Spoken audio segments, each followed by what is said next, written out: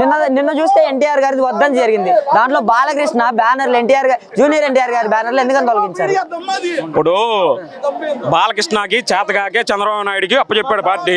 అప్పుడే హరికృష్ణ నెంబర్ 1 హరికృష్ణ వచ్చి అడ్డం తిరిగి అన్న ఎన్టీఆర్ పార్టీ పెట్టాడు. హరికృష్ణ తొక్కారు. ఇప్పుడు వాళ్ళ కొడుకులు ఇద్దరు తొక్కుతున్నారు. ఇప్పుడు చేతగాకే ప్రతి ఒక్కళ్ళు ఈ పవన్ కళ్యాణ్, ఈ లోకేష్, ఈ చంద్రబాబు వీళ్ళందరూ కలిసి, బాలయ్య బాబు అందరూ కలిసి కూడా ఏ కాడికి చంద్రబాబు గూడింగ్ చేసి చంద్రబాబు కొడుకుని సీఎం చేయాలని చూస్తున్నారు. అది ఈ తరం కాదు, ఇది జరగదు. కాదన్నా, మరి బాలకృష్ణ గారు తనకి కూడా అన్నయ్య కొడుకే కదా, కొడుకుని కాదని అల్లుడికి ఎందుకని అంత పీఠం కట్టాలని చూస్తున్నారు? అన్ననే వద్దనుకున్నాడు. ఎప్పుడైనా హరికృష్ణ తండ్రి వెనక ఎన్టీ రామారావుతో తిరిగాడు, కానీ బాలకృష్ణ ఏ రోజు ఎన్టీ రామారావుతో తిరగల. హరికృష్ణ ఒక్కడే డ్రైవింగ్ చేసుకుంటా ఆయన వెనక్కి తిరిగాడు, కానీ బాలకృష్ణ ఏ రోజు తిరిగాడు. లోకేష్ కోసమే బాలకృష్ణ ఇదంతా పొరపాట్లు చేస్తున్నారు. ఇది మాత్రం జరిగేది కాదు.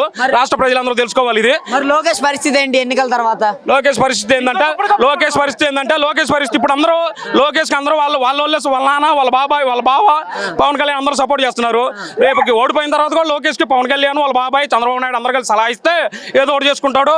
లేకపోతే ఎక్కడికి వెళ్తాడో మాకే తెలియదు. జగన్మోహన్ రెడ్డి గారికి అంబేద్కర్ గారి బొమ్మ ఆవిష్కరణ చేసే అర్హతే లేదని టీడీపీ వాళ్ళు అంటారు కదా. జగన్మోహన్ రెడ్డి గారికి బడుగు బలహీన వర్గాలు అంటేనే ప్రేమయ్యా. ఈ చంద్రబాబు నాయుడు వాళ్ళు ఎప్పుడు కూడా మాలామాది కుటుంబాల్లో ఎప్పుడు ఎందుకు పుట్టాలనుకున్నారు అనే సామెతే కానీ ఏ కాడికి ఎప్పుడైనా మాకు మినిస్ట్రీలు కానీ ఎప్పుడు ఇవ్వలేదు. ఇది మాత్రం వాస్తవం. రాష్ట్ర ప్రజలు మొత్తానికి తెలిసింది. అన్న, ఒక దళిత వర్గానికి చెందిన వ్యక్తిగా నిజంగా చెప్పండి అన్న, దళితులకి జగన్మోహన్ రెడ్డి అధికారంలోకి వచ్చి 4.5 ఏళ్ళు అవుతుంది కదా, అసలు మంచి జరిగిందంటారా? నిజంగా చెప్పండి అన్న. చెప్తాను, మాది దర్శి నియోజకవర్గం ముళ్ళమూరు మండలం. దర్శి నియోజకవర్గం ముళ్ళమూరు మండలం. మా మండలంలోకి వెళ్ళా, మా దర్శి నియోజకవర్గం వెళ్ళా మాకు దళితులకు మంచి జరిగింది కాబట్టి మేము ఇక్కడ దాకా వచ్చాం.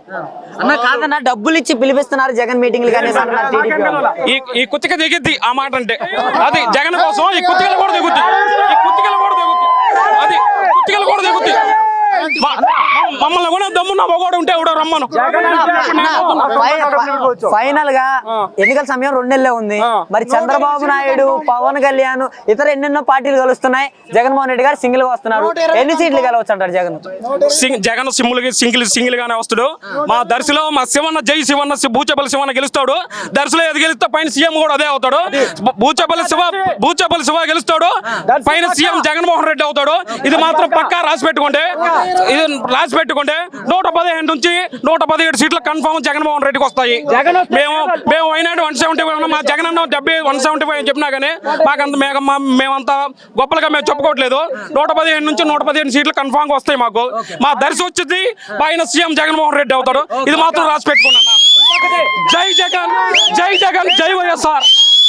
జగన్ గెలిస్తేనే పేదోడు బతుకుతాడు.